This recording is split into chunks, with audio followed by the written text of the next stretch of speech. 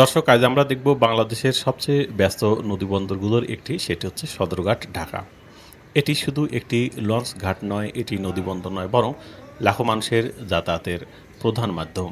বিশেষ করে দক্ষিণ অঞ্চলের মানুষের জন্য সদরঘাট যেন ঢাকার সাথে সংযোগের প্রাণকেন্দ্র।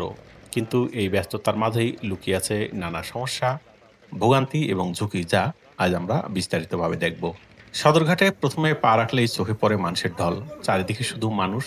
কেউ লঞ্চে উঠছে, কেউ নামছে, আবার কেউ বা অপেক্ষা করছে।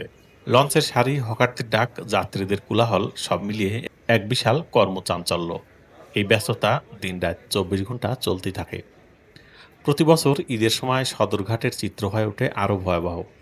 লাখো মানুষ একসঙ্গে বাড়ি ফেরার জন্য এখানে ভিড় করে। লঞ্চে ওঠার জন্য ধাক্কাধাক্কি, টিকিটের জন্য লম্বা লাইন এবং বিপজ্জনকভাবে ছোট ছোট বোট নৌকাতে করে উঠে অপরিকল্পিতভাবে লঞ্চে ওঠার জন্য চেষ্টা করা, সবকিছুই হয়ে ওঠে নিয়ন্ত্রণের বাইরে। অনেক সময় দেখা যায় অতিরিক্ত যাত্রী নিয়েও লঞ্চ ছেড়ে যাচ্ছে, যা অত্যন্ত ঝুঁকিপূর্ণ। এই সময় যাত্রীদের ভোগান্তি চরমে পৌঁছে যায়। এবং প্রত্যেক বছরই এই সদরঘাটে যে ঘটনাটি ঘটে সেটা হচ্ছে যে ছোট ছোট বোট নৌকা নিয়ে যাত্রীরা চূড়ান্ত জীবনের ঝুঁকি নিয়ে লঞ্চে উঠতে গিয়ে দুর্ঘটনার শিকার হয়। সুতরাং এই বিষয়গুলো অবশ্যই কর্তৃপক্ষ এবং যাত্রীদের অবশ্যই সতর্ক হওয়া উচিত। এই অতিরিক্ত ভিড়ের কারণেও দুর্ঘটনার আশঙ্কা সবসময় লেগেই থাকে। অতিরিক্ত যাত্রী, নিরাপত্তা ব্যবস্থা উপেক্ষা এবং অসচেতন আচরণের কারণে প্রতিনিয়তই দুর্ঘটনা ঘটে। নিরাপদ যাত্রা এই নদীপথে। নদীপথে চলাচল নিরাপদ রাখতে হলে নিয়ম মেনে চলা অত্যন্ত জরুরি, কিন্তু বাস্তবে অনেক সময় সেই নিয়ম মানাই হয় না। সদরঘাটে যাত্রীদের একটি বড় সমস্যার নাম হয়রানি। অনেক সময় দালালদের কারণে টিকিট পেতে সমস্যা হয়।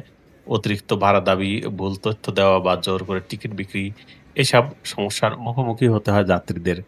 বিশেষ করে গ্রামের সহজ সরল মানুষেরা এই হয়রানির শিকার হন বেশি।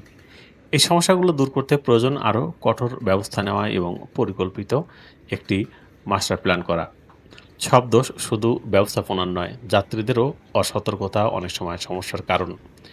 অনেকেই অতিরিক্ত ভিড়ের মধ্যে ঝুঁকি নিয়ে লঞ্চে ওঠার চেষ্টা করেন। কেউ বা নিরাপত্তার নির্দেশনা মানেন না, লাইফ জ্যাকেটও ব্যবহার করেন না। এই ধরনের অসতর্ক আচরণ নিজেই নিজের জীবনকে ঝুঁকির মধ্যে ফেলে দেয়। সবার আগে নিজের নিরাপত্তার ব্যাপারে সচেতন হওয়া জরুরি। সব সমস্যার পরেও সদরঘাটের গুরুত্ব অস্বীকার করার কোনো উপায় নেই। এই ঘাঁটি লক্ষ লক্ষ মানুষের জীবনের অংশ। কেউ কাজের জন্য যায়, কেউ বা যায় পরিবারের কাছে ফিরে। নদীপথে যোগাযোগ এখনও বাংলাদেশের একটি গুরুত্বপূর্ণ মাধ্যম, আর সদরঘাটই তার কেন্দ্রবিন্দু। দর্শক, এটাই ছিল ঢাকার সদরঘাট এর বাস্তব চিত্র।